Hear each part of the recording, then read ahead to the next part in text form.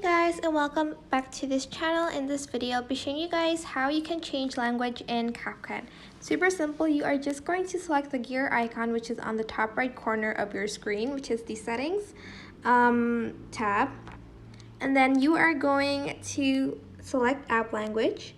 Currently it's in English. I'm just going to change it to Bahasa Indonesia for this video, and I'm going to press done.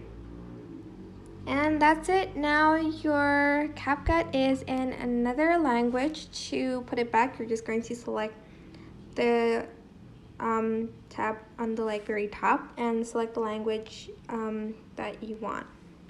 And that is it for this video. I hope it was helpful for you guys. Don't forget to like, comment, share, and also subscribe to this channel if you haven't done that already. If you have any questions, just leave it in the comment section down below and I will try my best to answer them all for you guys.